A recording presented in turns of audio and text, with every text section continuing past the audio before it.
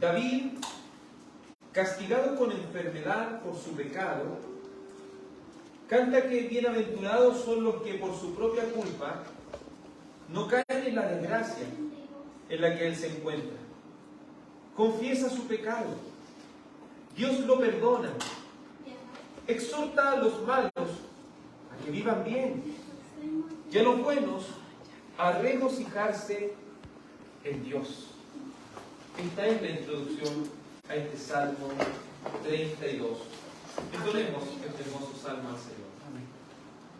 Es grandemente bienaventurado el que de transgresiones perdonado, que bienaventuranza recibió aquel cuyo pecado se cubrió. Si feliz que la maldad pasada por el Señor no le es imputada, y en cuyo espíritu a la verdad no se halla engaño ni hay falsedad.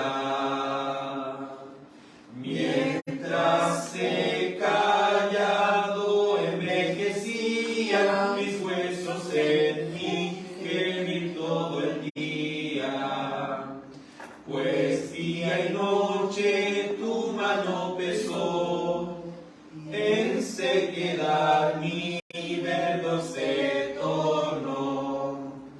Mas al fin mi pecado he declarado, mi iniquidad no te he ocultado. Si dije lo confesaré a Jehová, y perdonaste tú mi gran maldad. Por esto todo santo te habrá orado, mientras que tú puedas ser encontrado. Las muchas aguas podrán desbordar, mas a tu santo no podrán llegar. Tú eres mi refugio poderoso, me guardarás y no estaré ansioso. Me rodearás y me hallo en prisión de las canciones de liberación. Yo te haré entender el camino que has de andar hasta un buen destino.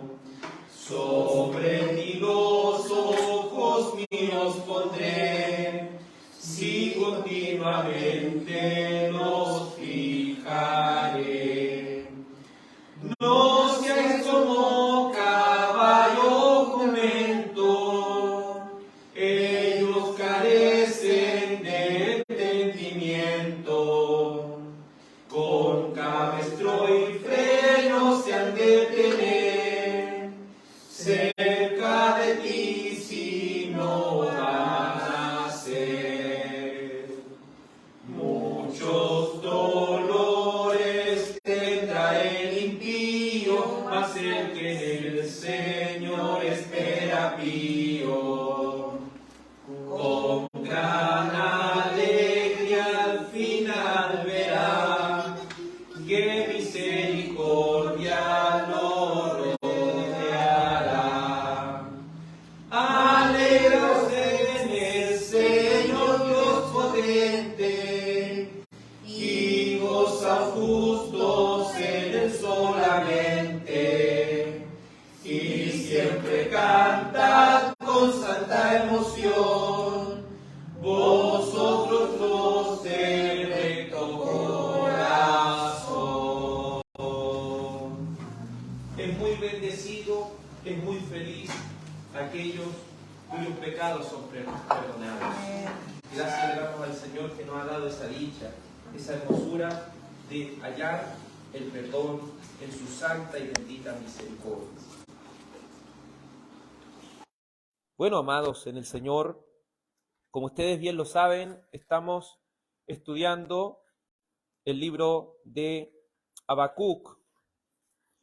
Libro de Habacuc. Hoy pasaremos ya a lo que es el capítulo 2 del libro de Habacuc. Estudiaremos desde el versículo 1 al versículo 5.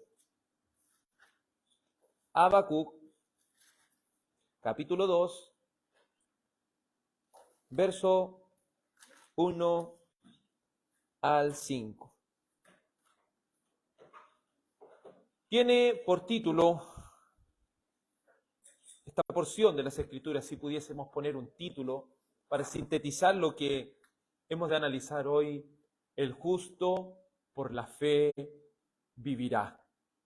El justo por la fe vivirá. Capítulo 2 de Habacuc, verso 1. Doy lectura en el nombre de Cristo Jesús. Sobre mi guarda estaré, y sobre la fortaleza afirmaré el pie, y velaré para ver lo que se me dirá, y qué he de responder tocante a mi queja. Y Jehová me respondió y dijo: escribe la visión, y declarará en tablas, para que corra el que leyere en ella. Aunque la visión tardara aún por un tiempo, más se apresura hacia el fin, y no mentirá. Aunque tardare, espéralo, porque sin duda vendrá, no tardará. He aquí que aquel cuya alma no es recta se enorgullece, mas el justo por su fe vivirá.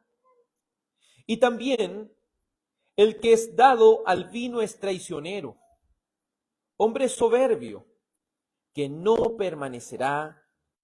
Ensanchó como el Seol su alma, y es como la muerte que no se saciará. Antes reunió para sí todas las gentes, y juntó para sí todos los pueblos. Oremos. Santo Dios, nos presentamos delante de ti, Señor, como aquellos que necesitamos de tu sustento, Señor. Nuestras almas ya se han alimentado con el alimento físico durante este día, pero ahora necesitamos que nuestra alma sea alimentada por esa maravillosa palabra de Dios. Aquellos que han nacido de nuevo tienen un espíritu vivo dentro de ellos. Y necesitamos que tu palabra lo alimente, que nuestra alma sea sustentada para la meditación, la cual al ser digerida y machacada, Señor, pueda así asirse de todos los nutrientes que edifiquen al pueblo de Dios.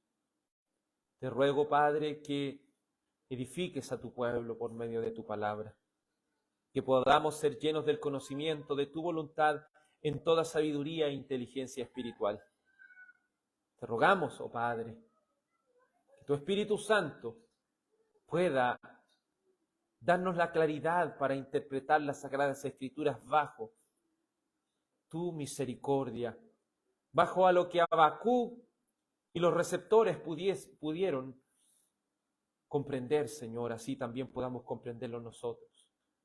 Aquellos que estamos, Señor, en esta época, los cuales también necesitamos ser alimentados por tu palabra de verdad. Te ruego todo esto, Padre, en el nombre de Jesús, tu Hijo amado. Amén. Habacuc, cuyo nombre posiblemente significa el que abraza. Este maravilloso libro de Habacuc nos ha permitido examinar que nuestras quejas, cuando son o provienen de un corazón regenerado, cuando provienen porque nosotros verdaderamente sentimos o experimentamos lo que es el celo de Dios, cuando la impiedad es manifestada a nuestro alrededor. La queja es justa cuando no culpamos a Dios, sino que es justa cuando proviene de nuestro interior, proviene de aquella vivencia, de aquella providencia que Dios ha enviado a nuestro diario vivir, que tiene como fin edificar nuestra alma, que tiene como fin permitir que nosotros crezcamos para su gloria. Tiene como fin purgar lo malo que hay en nosotros. Hemos concluido anteriormente que el proceder de la disciplina y los juicios de Dios, cuando son anunciados anticipadamente, produce asombro en los menospreciadores. Hemos visto que el decreto es visto claramente a través de la providencia de Dios, aún en las cosas más terribles de asumir. Tercero, hemos concluido la vez pasada que Dios usa medios inesperados para disciplinar a su pueblo. Cuarto, Dios siempre hará lo más justo y perfecto, aunque sea difícil de digerir. Y por último, en quinto lugar, hemos concluido la vez pasada, aunque nuestras quejas justas se levanten, la respuesta final de Dios nos dará una confianza inquebrantable en su santa y soberana voluntad. Habacuc ha presentado dos quejas. Al ver que su pueblo no estaba conduciéndose de una manera agradable delante de Dios.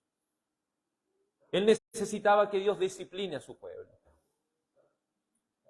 Y Dios le respondía al profeta que Dios lo haría y levantaría a los caldeos, es decir, al pueblo de Babilonia, para que pudiese castigar y disciplinar y entrar en juicio con este pueblo que había abandonado el pacto con su Dios.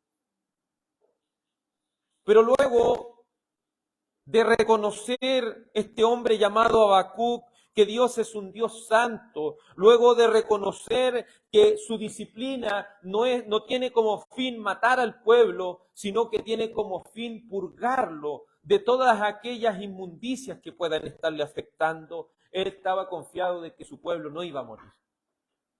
Los golpes de la mano del Señor no son para que nosotros muramos, sino que para que podamos ser edificados y enseñados en el camino de su verdad.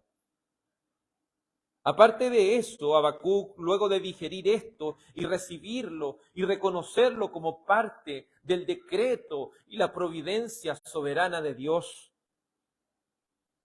luego de digerirlo es algo amargo a su vientre. Porque las noticias de cómo Dios disciplinaría a su pueblo sería a través de un pueblo impío, un pueblo soberbio, un pueblo orgulloso, un pueblo que no se cansa de hacer el mal a otros. Y es eso lo que también produce la segunda queja de Habacuc, la cual dice, ¿acaso Dios, tú no eres desde el principio? ¿Acaso Dios, por qué ves a los menospreciadores y callas cuando destruye el impío el que es más justo que él? Estos hombres son como peces del mar, como reptiles que no tienen quien los gobierne. Señor, ellos no te reconocen, ellos atribuyen todo este poderío a los ídolos. ¿Dejarás que el impío quede impune, Señor? Es como si volviera a la primera queja, pero con diferentes personajes. Ahora ya no era el pueblo, eran los impíos que lo asolarían. Pero él tendría una respuesta de parte de Dios. Este capítulo 2, en el verso 1 dice así: sobre mi guarda estaré, y sobre la fortaleza afirmaré el pie, y velaré para ver lo que se me dirá, y qué he de responder tocante a mi queja. A través de una metáfora, intenta el profeta aquí mostrarnos como un atalaya quien se colocaba en una torre a esperar pacientemente lo que sucedía. Esto lo puede graficar en las escrituras en los tiempos de Israel, en su contexto histórico, cuando muchas veces ellos enviaban corredores para poder ir a un punto y recibir noticias y ellos luego correr nuevamente a su ciudad mientras el atalaya veía quién era el que venía corriendo. Y a veces su manera de correr describía el mensaje que él traía. Entonces los atalayas estaban ahí expectantes. Entonces dice Habacuc, Señor, yo soy como ese guardia que está esperando con paciencia que respondas a mi queja.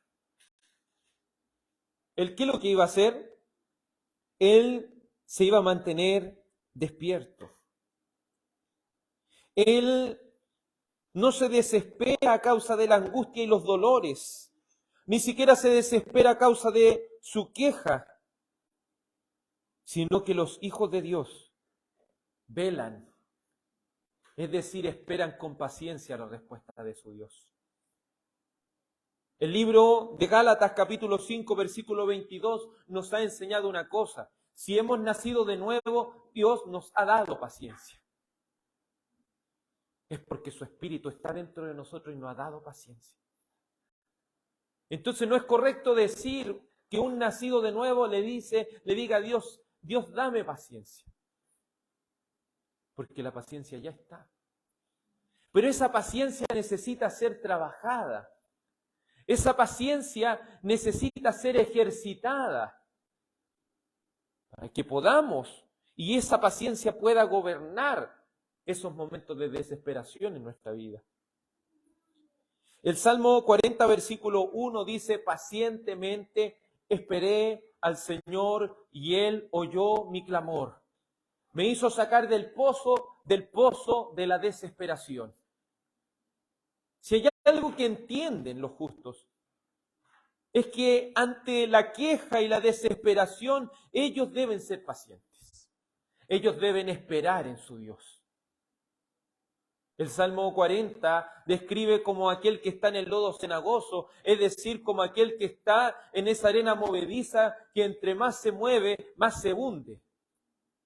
Pero él dice que la clave de estar en el lodo cenagoso, y eso usted lo puede entender, es esperar quieto, que alguien lo saque de ahí. Porque entre más se mueva y entre más quiera salir con sus fuerzas, más se va a hundir. Entonces, cuando la queja pasa de ser una queja justa a una queja pecaminosa, cuando intentamos por nuestras propias fuerzas salir de esto.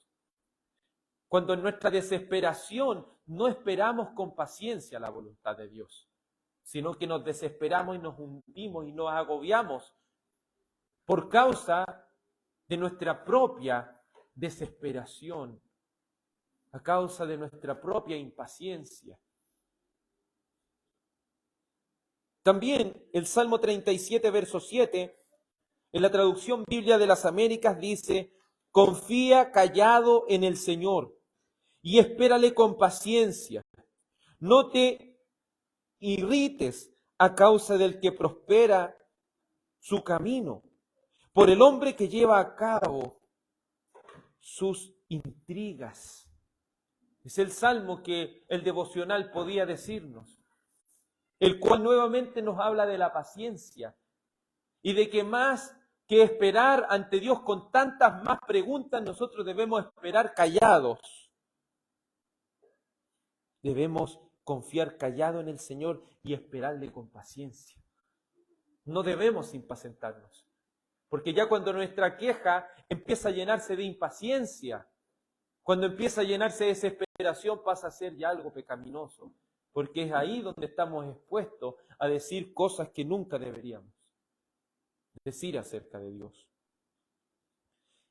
También es importante analizar aquí que el profeta nos enseña a ser pacientes, a esperar la respuesta a nuestras quejas, pero también nos enseña que no debemos forzar la respuesta de Dios. No debemos forzar en ninguna manera la respuesta de Dios. A muchos solteros les pasa eso. Cuando le piden a Dios por un esposo o por una esposa, su desesperación muchas veces le hace creer que hay ciertas personas que Dios ha enviado a su vida en respuesta a su oración, cuando en realidad no es más que una desesperación de su propia mente, la cual le puede llevar a cometer errores que le costarán el resto de su vida. Debemos considerar que no podemos forzar a la voluntad de Dios, que Dios es soberano y Él tiene el control. Debemos ser pacientes y cuando nos desesperemos debemos reconocer el pecado de la impaciencia y debemos pulirnos. En ese momento de desesperación, la paciencia debe ser pulida dentro de nosotros. El profeta dice, sobre mi guarda estaré y sobre la fortaleza afirmaré el pie y velaré. Es decir, me mantendré despierto para ver lo que se me dirá. Y luego dice, ¿y qué he de responder tocante a mi queja? Aquí no está diciendo, el Señor me tiene una respuesta y yo le voy a rebatir la respuesta. No quiere decir eso el texto bíblico. Lo que el texto bíblico quiere decir, yo estoy seguro que si espero al Señor pacientemente, Él me va a responder y yo voy a tener con qué responder a aquellas personas que me pregunten por la misma queja que yo tenía, que me respondan con la misma inquietud que yo tenía. ¿Entiende? Él lo ve como una lección que él va a aprender. Él va a aprender una lección, pero una lección que no solo va a ser útil para él, sino para todos aquellos justos que se encuentren desesperados. Le enseñaría a responder con palabras precisas de la voluntad de Dios. Le enseñaría a responder a aquella pregunta que el Salmo 42, verso 3 dice, que los impíos le decían, ¿dónde está tu Dios? ¿Dónde está tu Dios en medio de la angustia? ¿Dónde está tu Dios en medio de la desesperación? ¿Dónde está tu Dios en esos momentos en los cuales está afligida tu alma? Dice Habacuc, yo voy a esperar pacientemente. Y cuando reciba la respuesta, a todos los que me pregunten, yo le voy a responder lo que Dios quiere para nosotros. Lo que Dios nos ha respondido en ese momento de gran necesidad. Entonces lo primero que podemos decir, ¿qué es lo que necesitamos? Nacer de nuevo. Porque si hemos nacido de nuevo, ¿qué poseemos? Paciencia. Y si somos por naturaleza pecaminosa impacientes, necesitamos reconocer el pecado de la impaciencia y debemos dejar que sea pulida la paciencia en nosotros para que gobierne ese momento de desesperación. Pero he aquí, veremos, la respuesta de Dios, dice el verso 2, y Jehová me respondió. Como decimos, Jehová, ¿quién es Jehová? ¿Se acuerda usted cuando Moisés tuvo el encuentro con la zarza que ardía y no se consumía? Y él tuvo una duda y le dijo, ¿pero en qué nombre voy a ir? ¿En qué nombre voy a ir al pueblo? Y le responde la voz de entre esa zarza. Dile que yo soy. Dile que yo soy, le dice esto. Yo soy en lo que se traduce en nuestras Biblias como Jehová. ¿Y qué significa yo soy? Sino el autoexistente. ¿Quién significa yo soy sino el fiel a las promesas? Porque no dice solamente dile que yo soy.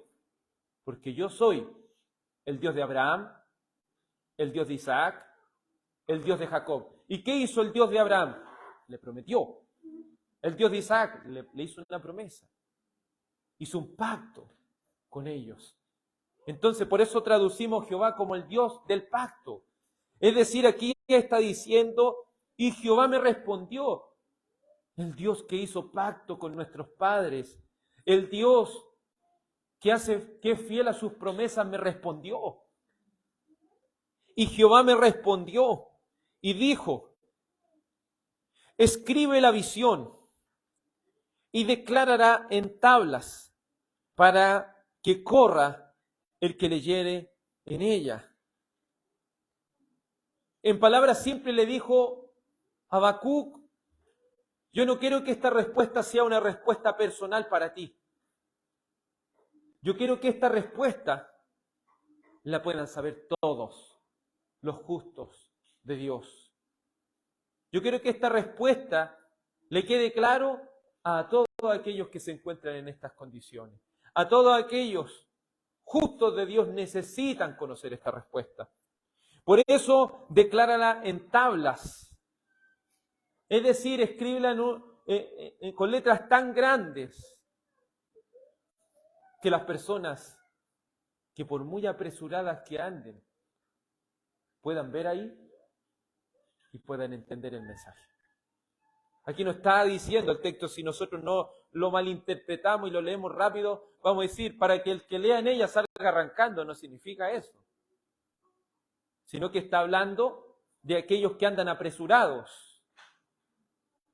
¿Y quién eran los que andaban apresurados? Los corredores que yo le digo, esos corredores, los mensajeros, los carteros que nosotros podríamos decir. Esos mensajeros eran como los velocistas, esos corredores.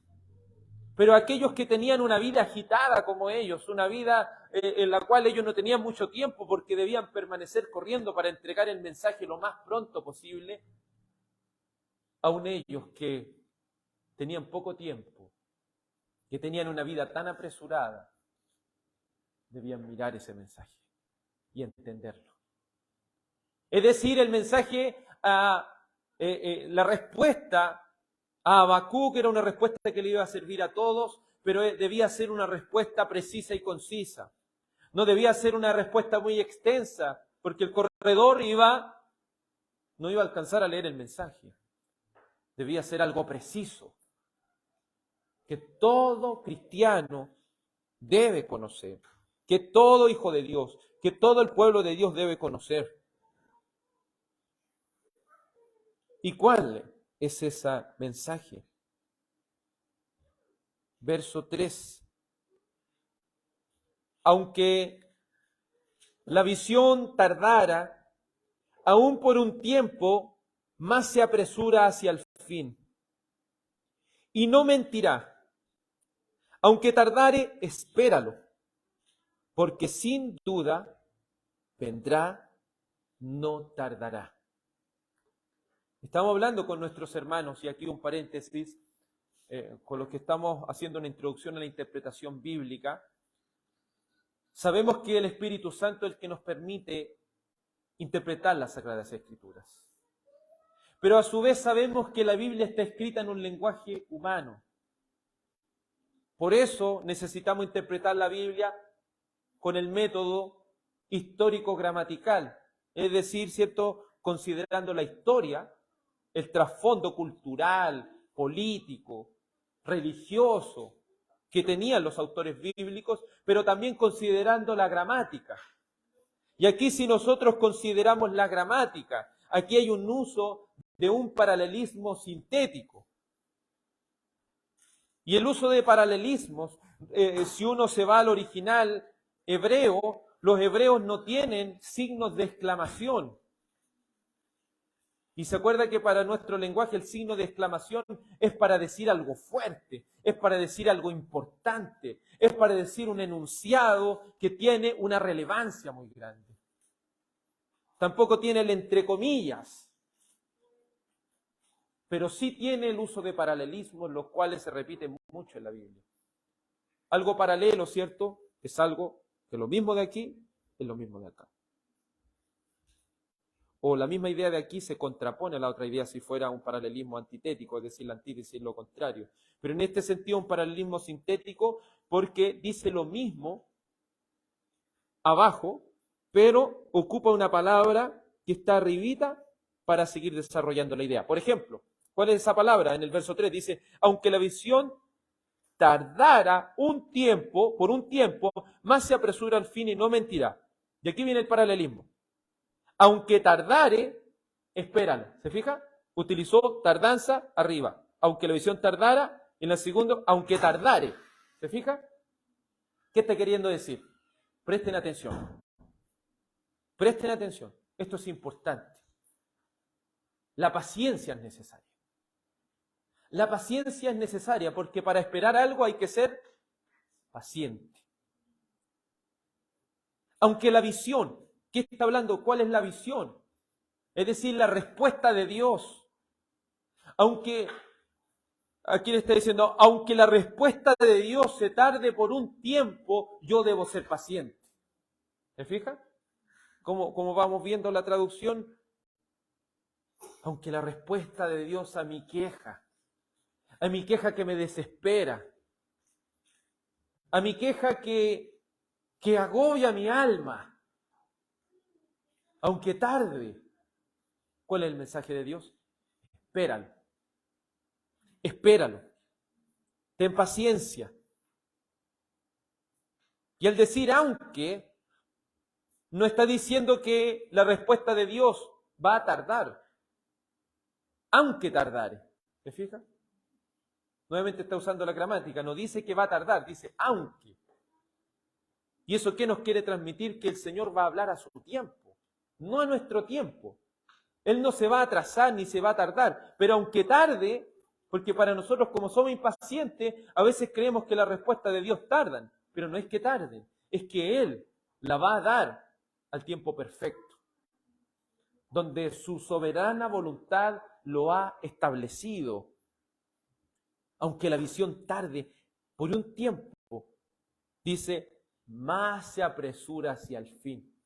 Quizás para ti parece ser una eternidad, pero como el apóstol Pedro pudo decir en 2 de Pedro 3:9,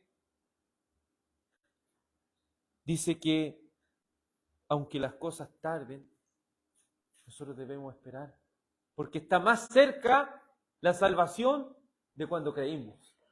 ¿Se fijan? Nosotros somos impacientes, pero hay algo que debe consolar nuestra impaciencia y transformarse eso en paciencia. ¿Qué cosa? Queda menos que cuando comenzamos al principio. ¿Se fija cómo de alguna u otra manera nos coloca este énfasis? Dice, aunque la visión tardare por un tiempo, más se apresura hacia el fin. Y luego dice, no mentirá. Le están queriendo transmitir a los hijos de Dios, nuestro Dios es fiel. Como dice el libro de Números 23:19, Dios no es hombre para que mienta, ni hijo de hombre para que se arrepienta. Él dijo y lo hará. Él no va a tardar. Él va a cumplir a su debido tiempo todas las cosas. Dios tiene sus propósitos soberanos y tiene su tiempo señalado. Un ejemplo a esto es lo que dice Gálatas capítulo 4, verso 4, refiriéndose a la venida de Cristo, la primera venida de Cristo, de ese niño que nacería en Belén. Dice, cuando vino el cumplimiento del tiempo. ¿Qué quiere decir eso? ¿Que Dios se atrasó en su venida? ¿Que Dios se demoró? ¿Que a Dios le gusta llegar atrasado a las cosas? No. Dice a su debido tiempo. Es decir, al tiempo que Dios soberanamente ha establecido, esto sucedió. Hay muchas personas que pretenden tener por tardanza la venida del Señor, pero no entienden una cosa. No es que Dios haya tardado, sino que Dios va a venir a su preciso tiempo. Al tiempo que Él ha establecido. No pretendamos ser dioses queriendo establecer el tiempo. Muchos han caído en este pecado dentro de las iglesias al señalar un día de la venida del Señor, al señalar una hora de la venida del Señor, al señalar que tal día viene el Señor, tal día no. Eso es pecado, amados. Eso es pecado. Porque aún el Señor Jesucristo, ¿qué dijo? Ni aún el Hijo sabe, sino solamente mi Padre. Ni los ángeles saben, sino solamente mi Padre. Si el Hijo fue capaz de decir eso, estando en su encarnación, ¿Cuánto más nosotros en nuestra humana debilidad? Entonces la paciencia está en esperar en los tiempos de Dios y no en nuestros tiempos.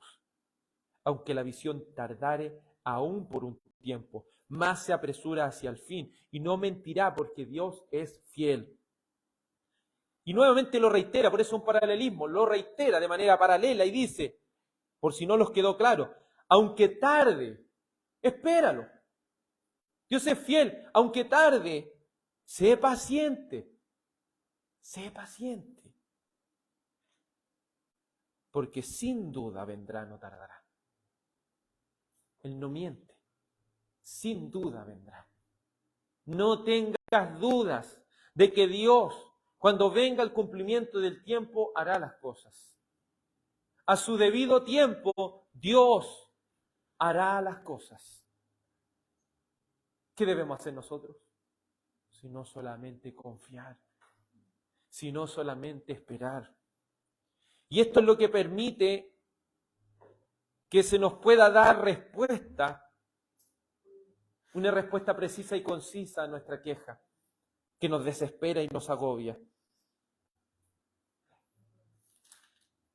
Esto nos puede dar esa respuesta. ¿Cuál es esa respuesta precisa? ¿Qué es lo que todo cristiano debe saber? ¿Cuál es la respuesta que Dios le dio a estas quejas justas de Habacuc? Verso 4. Es lo que todo cristiano debe conocer, saber, entender. He aquí, aquel cuya alma no es recta, se enorgullece. Y aquí está. Mas el justo, ¿qué pasa con el justo? Repítalo. El justo con confianza. El justo por su fe vivirá. Eso nosotros no podemos olvidarlo. Pero así como el justo va a vivir por fe, el soberbio y el orgulloso va a vivir desesperado y va a vivir bajo sus propios términos. Pero su alma no es recta delante de Dios. Su alma está en pecado. La traducción de la Biblia de las Américas dice así en este verso 4. He aquí el orgulloso, en él su alma no es recta. Si hablamos del contexto inmediato, ¿quién eran esos orgullosos? Si no esos israelitas que, quebrantando el pacto con su Dios, hacían lo que querían. ¿Quiénes son aquellos orgullosos? Si no es la segunda respuesta que Dios le da a Habacuc. Muestra a los babilónicos, personas soberbias, de las cuales dice el verso 10 de Habacuc, capítulo 1, verso 10, escarnecerá a reyes y de los príncipes hará burla, se reirá de toda fortaleza y levantará terraplén y tomará. Luego pasará como el huracán y ofenderá atribuyendo su fuerza a Dios. ¿Se fija? Son soberbios. Ellos dicen, no, si esto es por nuestra propia cuenta, son nuestros dioses los que provocan esto. Pero aquellos cuya alma no es justa, ellos se enorgullecen. Los caldeos, es decir, los babilónicos, son soberbios, son orgullosos. Ellos tipifican a los impíos que proceden como los que tienen el control de sus propias vidas. ¿Cuántos impíos dicen hoy en día, yo voy a hacer esto, voy a hacer esto otro, voy a hacer esto, pienso hacer esto? Pero ellos, ¿saben lo que no dicen nunca? Si el Señor quiere. Nosotros no podemos hacer nada más allá porque no tenemos el control de nuestras vidas. Pero ¿cuántos impíos y soberbios piensan que ellos sí pueden hacerlo? Que ellos sí pueden lograrlo. Piensan, cuando yo tenga tanta edad, cuando yo haga esto otro. Son soberbios, se enorgullecen. Aquellas personas viven bajo sus propios términos, no sabiendo que Dios en cualquier momento los va a despedazar. Que Dios en cualquier momento los va a sorprender. Los va a sorprender. Veamos y acompáñenme por favor a Abdías 1:4. Libro de Abdías, en el solo capítulo que tiene en el verso 4. Abdías está poquito antes de Habacuc. Antes de Habacuc está Miqueas, antes de Miqueas Jonás, y ahí viene Abdías. Una carta cortita que habla de un personaje soberbio, como lo es Edom. Y Edom, sabemos que procede de dónde. ¿Quién es el padre de Edom? ¿Cómo se llama el hermano de Jacob? Esaú. Esaú. De ahí proviene. Abdías, en el verso 4 dice así. Veamos del verso 3 para que entienda el contexto, cómo es aplicable. Dice, la soberbia de tu corazón, Abdías 3, la soberbia de tu corazón te ha engañado. Tú que moras en las hendiduras de las peñas, en tu altísima morada, ¿qué dice en tu corazón? ¿Quién me derribará a tierra? ¿Y qué le dice el Señor al soberbio? Si te remontares como águila, y aunque entre las estrellas pusieres tu nido, de ahí te derribaré, dice Jehová. ¿Te fijas lo que dice el soberbio? Yo voy a construir una altísima morada. Yo voy a hacer esto otro. ¿Y el Señor qué le dice? Aunque te remontes como un águila en el cielo, aunque en las mismas estrellas tú hicieres tu nido, de allí te voy a derribar. De allí te voy a derribar. ¿Y sabe lo que pasa con el soberbio y el orgulloso? Que ellos están tan convencidos de que la están haciendo bien, que cuando el juicio viene, los sorprende. Cuando el juicio viene, ellos no lo pueden creer. Ellos no lo pueden creer. Porque ¿qué dice el Señor? El que se enaltece será humillado. Porque Dios resiste, dice. ¿A quién? Dios resiste al soberbio. Así los babilónicos, en otras palabras, está diciendo a Habacuc, tranquilo. Babilonia es impío. Y Babilonia va a tener que también pagar por su pecado. Babilonia también va a tener que sufrir el castigo por ser un pueblo impío, por ser un pueblo infiel a Dios. Va a tener que sufrir las consecuencias. Como dice Primera de Tesalonicenses 5:3, cuando digan paz y seguridad, entonces vendrá sobre ellos destrucción repentina y no escaparán, así como no lo puede hacer una mujer que está a punto de dar a luz un hijo. ¿Puede acaso una mujer que está con dolores de parto y a punto de tener el bebé decir, no, yo lo quiero tener mañana? ¿Puede decir eso? ¿Podría decir acaso eso una mujer, cierto, con esos dolores tremendos de contracciones? Decir, no, yo quiero tenerlo en un mes más. ¿Puede decir eso? No. Así el soberbio dice, no, en mis contornos hay paz, en mis contornos hay seguridad. ¿Pero qué es lo que viene? Destrucción repentina. Destrucción repentina viene sobre ellos. Acompáñeme al Salmo 73, 17. Salmo 73. Verso 17, en este paralelo que hacemos, ¿cierto?, con Habacuc, con el Salmo 73, con el Salmo 37. Son muy parecidos los temas que tratan.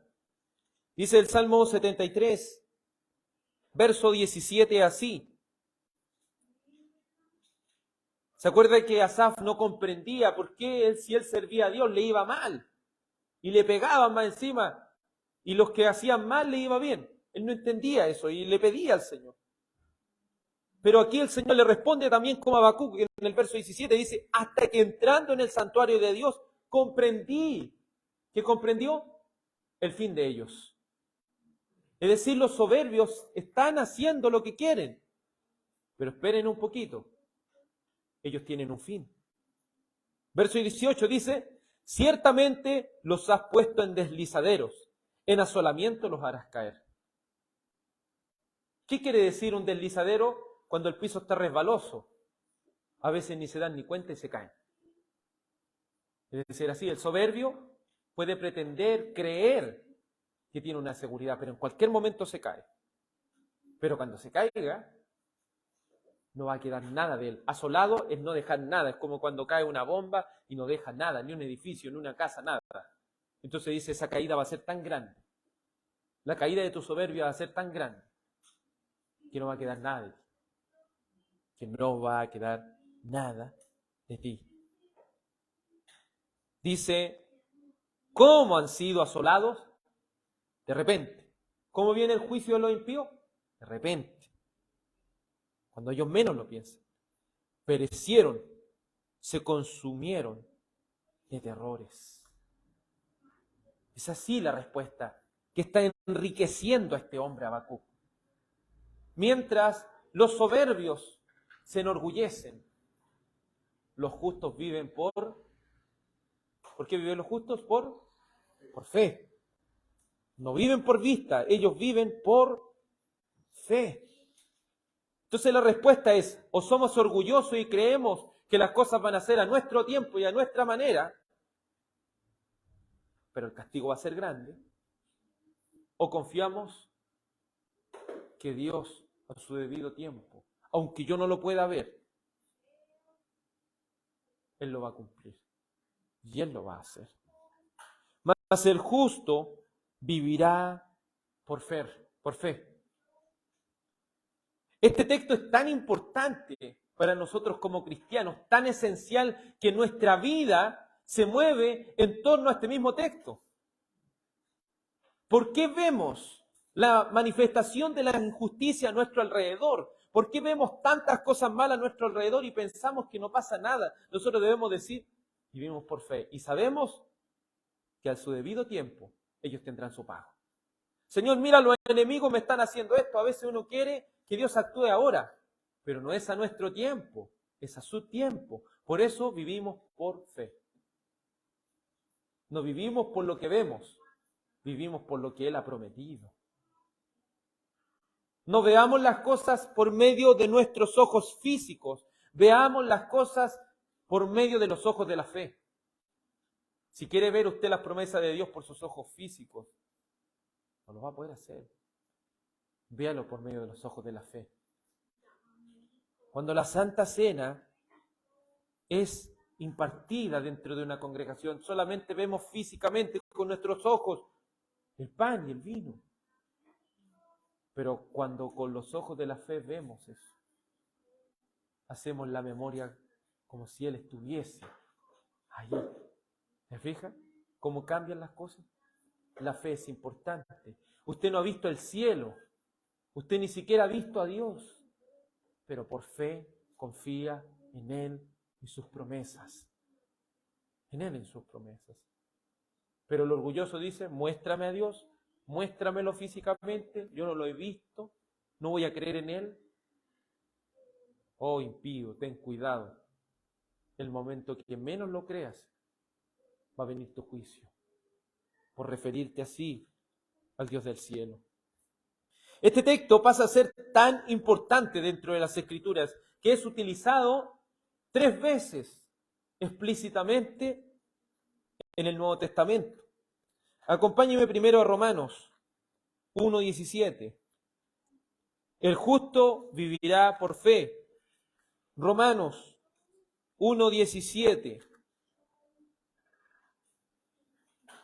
Dice así la palabra de Dios. Porque en el Evangelio la justicia de Dios se revela por fe y para fe.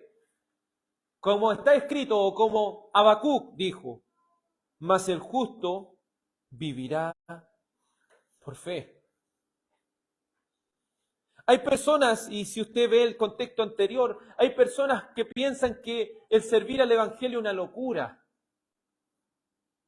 Pero el apóstol Pablo en este libro romano dice, el Evangelio es poder de Dios para salvación a todo aquel que cree.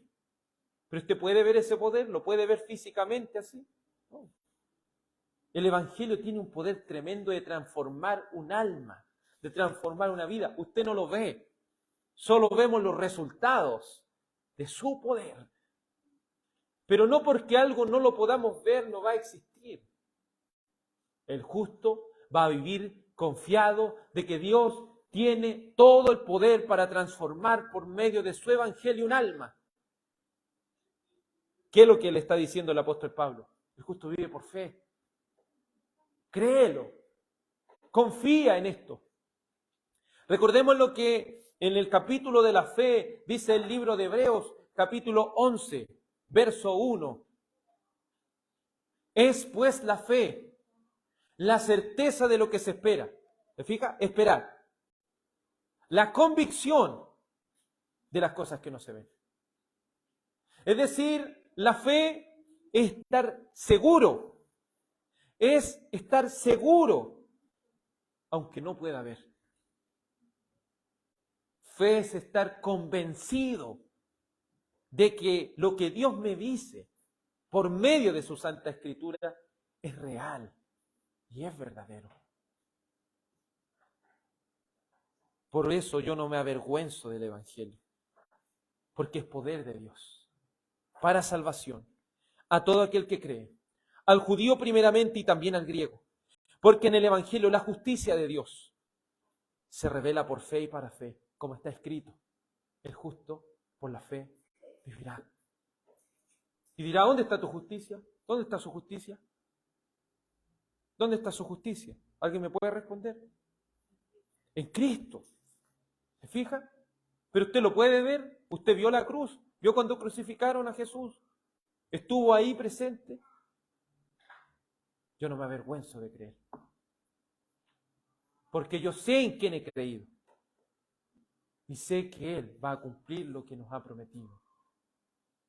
No nos avergonzamos porque la justicia de Dios se revela por fe y para fe. Como dijo Habacuc, el justo vivirá por fe. También el apóstol Pablo utilizó a Habacuc en el libro de Gálatas. Acompáñeme a Gálatas, por favor. Gálatas capítulo 3, versículo 11, dice así. Gálatas 3:11. Y que por la ley ninguno se justifica para con Dios. Es evidente, porque el justo por la fe vivirá. Mientras el judío y algunos tipos de religiones desviadas del verdadero cristianismo bíblico quieren enseñar la salvación por obras o por algún tipo de mérito que puedan hacer para aportar a su salvación. Mientras ellos están pensando en eso, no están viviendo por fe, porque están viviendo por apariencia, están viviendo por vista. Están viviendo por vista. Porque, como lo dice aquí la palabra del Señor de manera tan evidente en Gálatas 3:11, y que por la ley ninguno se justifica con Dios, es evidente porque el justo vivirá por fe. Los justos viven por fe con la confianza de que irán al cielo, porque fue Jesús quien murió por ellos. Pero ellos no vieron a Jesús, no lo conocieron presencialmente. No lo pudieron ver con sus ojos físicos, pero están seguros y están convencidos de que es así y de que al poner nuestra fe, dada por el Espíritu Santo, puesta en Cristo, toda su justicia nos es transferida. Pero usted puede ver cómo esa justicia se transfiere a usted y a mí. No lo podemos ver con los ojos físicos, pero por medio de la fe es evidente que ningún ser humano puede ser declarado justo delante de Dios por sus obras, solamente por medio de la fe. El escritor de Hebreos, acompáñeme a Hebreos 10:38, por favor. Entonces este texto es importante. Si en 3 libros de la Biblia se utiliza de manera explícita, es importantísimo este texto. Hebreos capítulo 10, verso 38. antes de hablar de la fe y desarrollar el tema de la fe, dice, mas el justo vivirá por fe, y si retrocediere, no agradará mi alma. Esto lo dijo anteriormente de aquellos que haciendo una profesión falsa de fe, se han visto beneficiados por estar dentro de una congregación, pero no han nacido de nuevo porque muestran en sus vidas que pecan deliberadamente delante de Dios. Y cuando viene todo lo que son las dificultades, estas personas dejan atrás el camino. Mire lo que dice el verso 32. Pero traigan a la memoria los días pasados, en los cuales después de haber sido iluminados, sostuviste gran combate de padecimiento. Aquí le está hablando también a una iglesia que está siendo perseguida, a una iglesia que la ha pasado mal. Ustedes empezaron a creer en el Evangelio, pero ahora lo empezaron a ustedes a perseguirlos. Por una parte, ciertamente con vituperio y tribulaciones fuiste hecho espectáculo, y por otra llegaste a ser compañeros de los que estaban en una situación semejante. Porque de los presos también os compadecisteis, y el despojo de vuestros bienes sufristeis con gozo, sabiendo que tenéis en vosotros una mejor y perdurable herencia en los cielos. Algunos se toman de este texto para decir que hay que ir a la cárcel, pero aquí está hablando de aquellos que por causa del Evangelio están en la cárcel. Con esto no digo que no hay que evangelizar a esas personas, pero no es algo bíblico tomarse de este texto para decir que hay que ir a la cárcel, no. Aquellos que por causa del Evangelio están en la cárcel.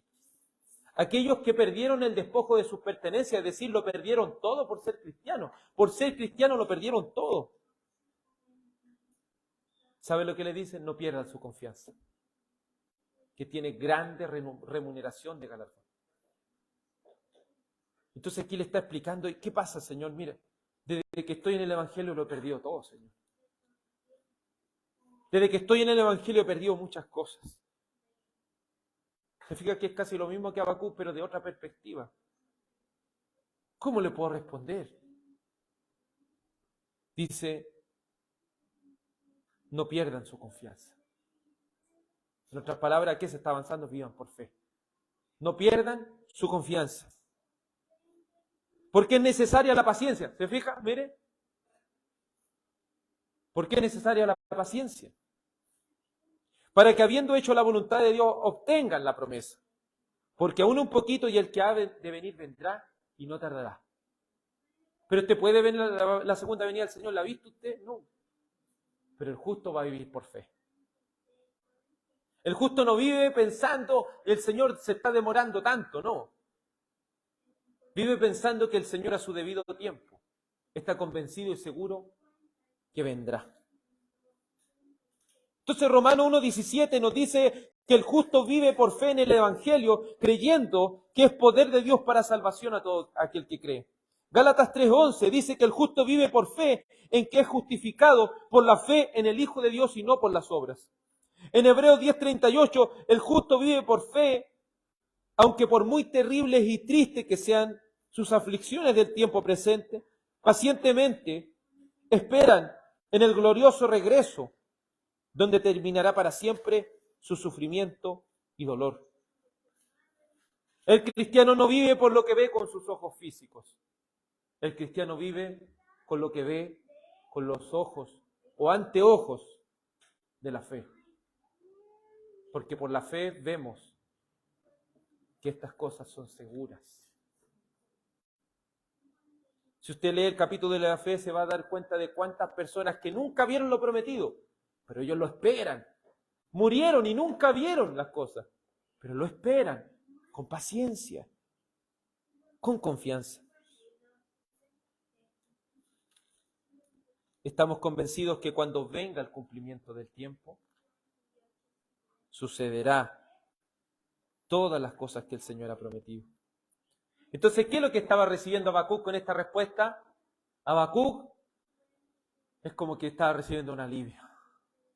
Se está aliviando, ya no está pensando en las consecuencias malas, las cosas malas que van a venir, sino que tiene su mirada puesta en el galardón. Tiene su mirada puesta en lo que Dios le ha prometido, en lo que es inquebrantable, en su salvación. Verso 5 deja una advertencia para aquellos que no quieran vivir por fe. Dice así el verso 5, Habacuc capítulo 2, verso 5. Y también el que es dado al vino es traicionero, hombre soberbio que no permanecerá. Ensanchó como el Seol su alma, y es como la muerte que no se saciará. Antes reunió para sí todas las gentes, y juntó para sí todos los pueblos.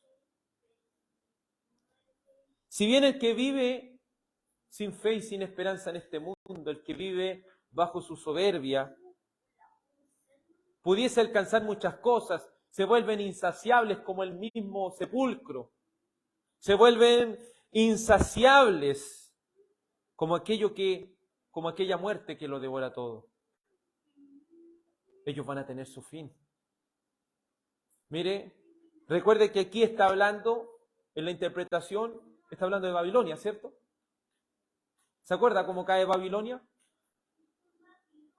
¿Se acuerda cómo cae Babilonia? Acompáñeme por favor a Daniel capítulo 5.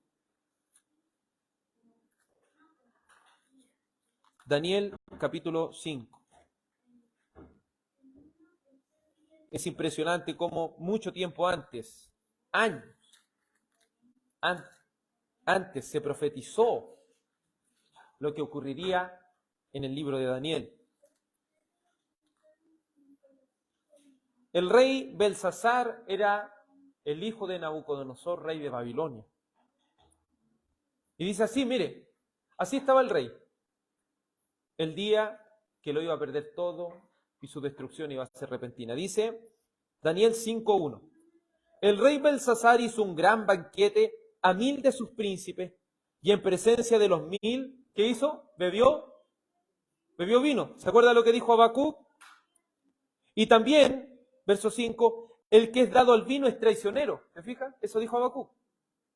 ¿Los babilónicos cómo van a morir? Mire, dice, el rey Belsasar hizo un gran banquete a 1000 de sus príncipes en presencia de 1000, bebía vino. Belsasar, con el gusto del vino, mandó a que trajesen los vasos de oro y de plata que Nabucodonosor su padre había traído del templo de Jerusalén para que bebiesen en ellos el rey y sus grandes, sus mujeres y sus concubinas. ¿Se está fijando en la blasfemia que él está haciendo? Los vasos del templo eran vasos consagrados para la adoración. Y Nabucodonosor, cuando destruyó el templo, él se llevó todas estas cosas de valor.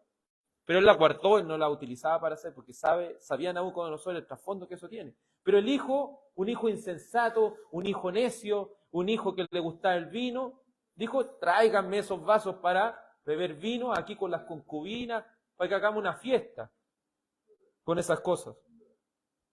Dice verso 3, entonces fueron traídos los vasos de oro que habían traído del templo de la casa de Dios que estaba en Jerusalén, y bebieron en ellos el rey, sus príncipes, sus mujeres, sus concubinas.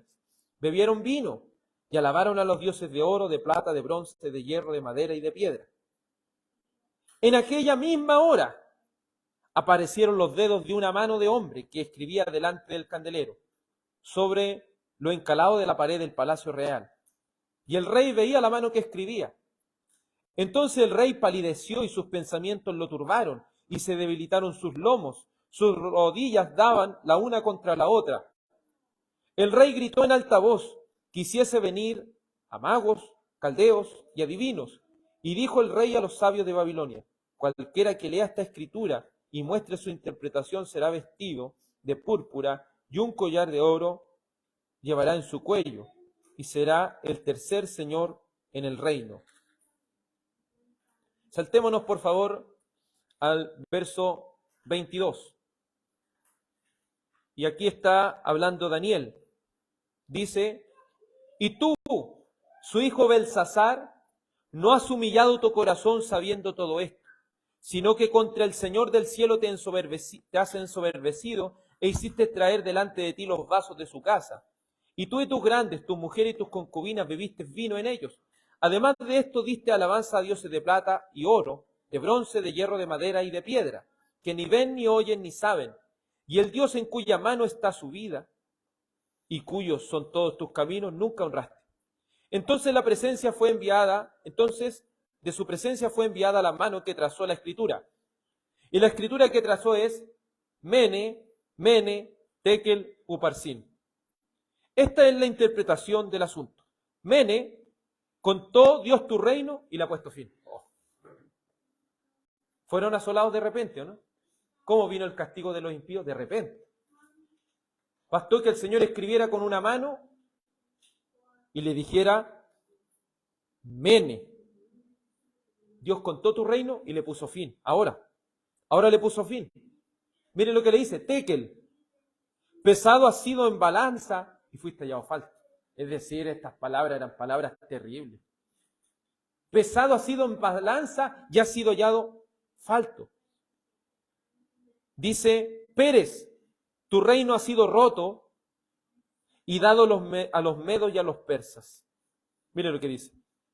Entonces mandó Belsasar a vestir a Daniel de púrpura y de poner en su cuello collar de oro y proclamar que él era el tercer señor del reino. La misma noche fue muerto Belsasar, rey de los caldeos, y Darío de Media tomó el reino siendo de 62 años. Habacuc estaba viendo esto muchos años más adelante, muchos años. Porque aquí estamos hablando casi, solo por darle una cifra, 100 años aproximadamente. Está desde que Dios, imagínense, Dios le está diciendo a Habacuc, esto va a pasar. Esto va a pasar a Habacuc. Pero el Señor le respondió 100 años, esto es un aproximado, no tengo la cifra aquí. Pero sí, esto es un aproximado. Imagínense, el Señor le respondió 100 años después a Habacuc. Es que no es el tiempo de Habacuc. Él por fe debe confiar de que Dios a su debido tiempo va a hacer justicia. Dios va a hacer justicia a su debido tiempo. Entonces, si una persona nos preguntara a nosotros, ¿por qué hay tanta maldad en el mundo? A su debido tiempo el Señor va a hacer justicia.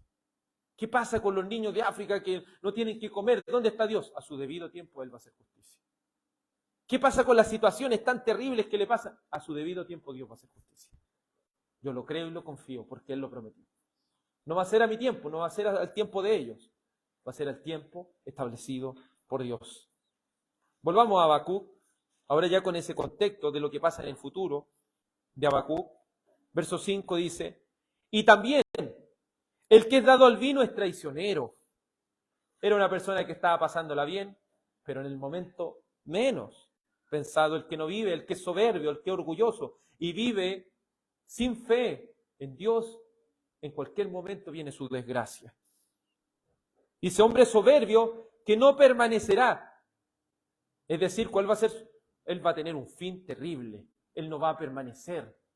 Su orgullo y su soberbia lo va a despedazar en un momento. Y como él se comportaba, dice, ensanchó como el Seol su alma. Es decir, su alma se volvió insaciable. Y es como la muerte, que no se saciará. Antes reunió para sí toda la gente y juntó así todos los pueblos. Es una persona totalmente soberbia que hasta en las últimas condiciones él piensa que va a estar bien. Pero es desgarrador si uno se pone a analizar ese Daniel capítulo 5, cómo reaccionó el rey. Estaba pasándola bien, pero cuando vio eso, dice, hasta sus rodillas no podían permanecer. Era tanto la aflicción que venía. Es así, amados. O vivimos por fe, o vivimos en nuestra soberbia e impaciencia. Solamente hay dos caminos. Hay gente que quiere inventar miles de caminos, pero hay dos caminos. O vivimos por fe en las promesas de Dios, o nos entregamos las cosas de este mundo y en el momento que menos pensemos, seremos despedazados bajo la ira del Dios viviente.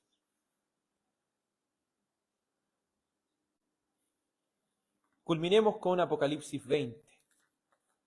Apocalipsis 20. Porque así como cayó Babilonia, también Babilonia la grande va a caer. Y así como cae Babilonia la grande, cae también el diablo y todos sus secuaces. Dice Apocalipsis 20, esto es el final, dice Apocalipsis 27, cuando los 1000 años se cumplan, es decir, este tiempo que estamos nosotros, este tiempo que el Señor ha establecido entre su primera y segunda venida, dice, cuando los 1000 años se cumplan, Satanás será suelto de su prisión y saldrá a engañar a las naciones que están en los 4 ángulos de la tierra, a Gog y a Magog, a fin de reunirlos para la batalla, el número de los cuales es como la arena del mar. ¿Qué hizo él también? El enemigo juntó gente, y junta una incontable gente, porque dice como la arena del mar, es decir, una cantidad incontable de ejércitos, juntó una cantidad incontable de personas, y subieron sobre la anchura de la tierra y rodearon el campamento de los santos y la ciudad amada, y de Dios descendió fuego del cielo y los consumió. Mire, ¿cómo viene la destrucción de los impíos? De repente. Ellos se van a querer ir en contra de los hijos del Señor al final de los tiempos, van a querer ir a matar a todos los hijos del Señor, a exterminarlos de la faz de la tierra. Y dice que de Dios salió fuego del cielo y los mató a todos inmediatamente. Que algunos creen va a ser una pelea y van a estar horas y horas, día tras día, como la guerra mundial, y años tras años, no. De Dios sale fuego y ellos son despedazados en un instante. Y no solo a aquellos a quienes Satanás engañó, sino también el mismo diablo. Y este es uno de los textos que él no quisiera que estuviera en la Biblia. Dice Apocalipsis 20:10, y el diablo que los engañaba fue lanzado en el lago de fuego y azufre, donde estaba la bestia y el falso profeta, y serán atormentados, ¿cuándo? De día y de noche por los siglos de los siglos. Y serán atormentados de día y de noche por los siglos de los siglos. Pero aún estamos en este cuerpo. El tiempo señalado aún no ha venido. Pero el justo, a pesar de toda la injusticia que está a su alrededor, debe vivir por fe. Confiado, seguro de que las promesas de Dios son reales. Y convencidos de que fiel es el que prometió. En conclusión, debemos ser pacientes para esperar la respuesta de Dios. Segundo, por muy rápido, atormentados y agobiados que estemos, el consuelo de su palabra nos debe fortalecer. Tercero, Dios es fiel a sus promesas y cumplirá todos los juicios. Cuarto, los orgullosos y soberbios serán destruidos de repente. Quinto, los justos viven por fe, convencidos y seguros de que Dios a su debido tiempo cumplirá sus promesas y juicios, aunque en el presente inmediato no lo podamos ver. Por último, 6. Los impíos soberbios y orgullosos no tienen dominio propio, por lo que cometerán una gran necedad. Pretenden quebrantar y hacer frente a los juicios de Dios. Pero ellos no saben una cosa, perecerán en un instante. Así lo vio Babilonia, así lo verá en el futuro la gran Babilonia, y así lo verá el mismo diablo cuando tenga que ser juzgado y atormentado eternamente por los siglos de los siglos. Oremos.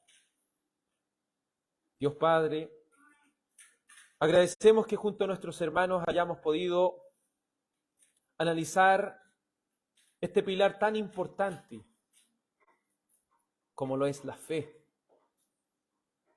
El justo no vive por lo que ve con sus ojos físicos, ni siquiera por lo que siente.